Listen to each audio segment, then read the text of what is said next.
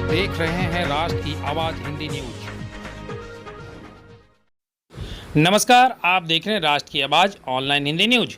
खबर जमुई जिले से है। जमुई जिले के सोनो प्रखंड के चरका पत्थर थाना क्षेत्र के टोला पहाड़ अंतर्गत अति नक्सल प्रभावित क्षेत्र टोला पहाड़ के आदिवासी समुदाय के लोग आज भी बद से बदतर जीवन जीने को विवश है।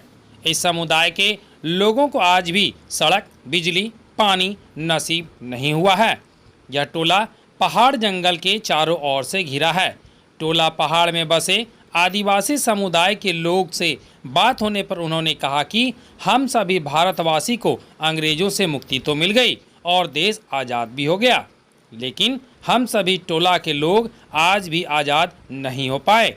एक और पूरे देश में आज़ादी का 76वां वर्ष पर्व के रूप में धूमधाम से मना रहे थे, तो हमारा समुदाय विकास के नाम पर आज भी गुलाम है।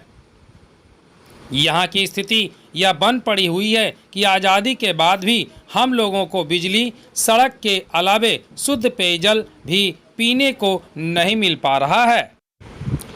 हम सभी कैसे माने कि हम आज़ाद भारत का निवासी हूँ।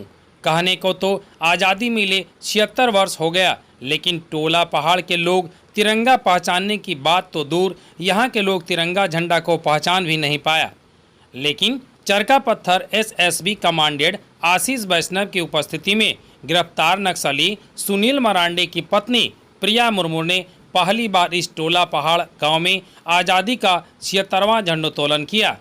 ऐसे में जब सरकार द्वारा चलाई जा रही विभिन्न महत्वाकांक्षी योजनाओं को आदिवासी समुदाय लोगों को जब नसीब नहीं हुआ, तब चरका पत्थर एसएसबी जवानों ने उनके लिए रहनुमा बनकर उनके बच्चों को शिक्षा, सिलाई, कढ़ाई के साथ साथ पानी पीने के लिए चापाकल भी लगवाया।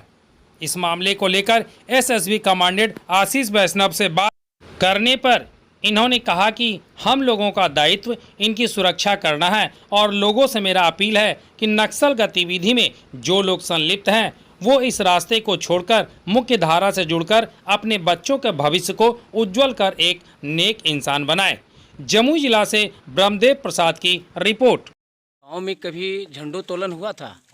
कभी झंडा फहराया गया था? कौन? झंडा स्कूल में या गांव में कभी फहराया गया था? हाँ, वो मास्टर को स्कूल में। और आप पहली बार झंडोत्तोलन किए यहाँ? हाँ, झंडोत्तोलन करके आपको किस तरह की खुशी मिल रही है?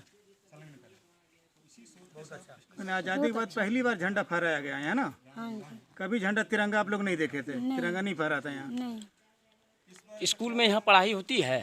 हाँ, होती है। शिक्षक नियमित रूप से पहुँचते हैं विद्यालय पढ़ाने के लिए? मास्टर साहब आता है कि नहीं? आता है। रोज आता है? हाँ, समय पर? हाँ, और वो बच्चों को स्कूल में भोजन मिलता है? हाँ, मिलते हैं। मिलता है। हाँ जी। क्या नाम है आपका? प्रिया मुर्मू। प्रिया मुर्मू। पति का नाम क्या हुआ? सुनील मरांडी। कौन सा गांव है? टोला पहाड़। वो सुन रहे थे कि सुनील मरांडी सरकार के द्वारा या प्रशासनिक पदाधिकारी के द्वारा इनामी नक्सली हैं। उनके ऊपर इनाम घोषित किया गया था। वो बहुत बड़े नक्सली थे। हमको नहीं पता है सर। अभी वो कहाँ हैं? जेल में, जमुई में। मिलने गई हैं कभी आप? हाँ जी। सरकार से आप क्या उम्मीद करते हैं? सरकार से आप क्या मदद मांगना चाह रहे हैं? हमको घर बना दीजिए। घर बना दें। हाँ जी। आए हुए हैं और यहाँ की जो हालात है उसे देखने के लिए पहुँचे हैं। आप भी एक संजोग से यहाँ मिल गए, क्या कहेंगे इस हालात, जर्जर हालात को देखकर? देखिए, किसी प्रकार की मैं चूँकि एसएसबी से हम हैं और यहाँ की सुरक्षा के लिए हमारा दायित्व, सुरक्षा का दायित्व मेन है, तो बाकी स्थितियों पर बोलने के लिए मैं अधिकृत नहीं हूँ। तो मैं लेकिन इतना बता सकता हूँ कि निश्चित तौर पर कुछ समस्याएं हैं और सामाजिक तौर पर, आर्थिक तौर पर, शैक्षणिक तौर पर ये इलाका अन्य इलाकों से पिछड़ा हुआ है और एसएसबी जो है निरंतर अपने प्रयास कर रही है। हम लोग अपने ध्येय वाक्य सेवा, सुरक्षा और बंधुत्व के मार्ग पर चलते हुए क्षेत्र के जहाँ तक संभव हो सकता है इनमें सुरक्षा की भावना पैदा कर रहे हैं, इनको मुख्य धारा से जुड़ने के लिए प्रेरित कर रहे हैं। और इसी क्रम में कल 15 अगस्त को यहाँ पर झंडोत्तोलन का कार्यक्रम कराया गया था पूरे एक सैनिक सम्मान के साथ और जो नक्सली कमांडर रहे हैं सुनील मरांडी, उनकी पत्नी जो हैं उनके द्वारा झंडोत्तोलन किया गया था और इसी क्रम में हम आगे भी प्रयास करते रहेंगे। सुनील मरांडी आज़ादी के बाद पहली बार यहाँ झंडोत्तोलन हुआ है। जी जी जी।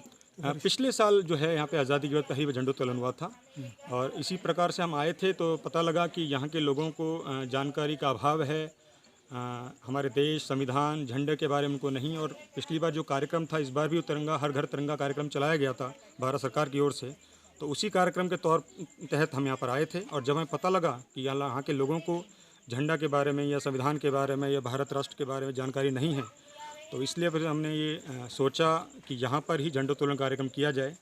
और संजोग से इस बारी जो ये नक्सल कमांडर की पत्नी हैं, इनका खुद की इच्छा थी, इन्होंने इच्छा जाहिर की थी कि मैं भी इस कार्यक्रम का मैं इस कार्यक्रम में सम्मिलित होना चाहती हूँ।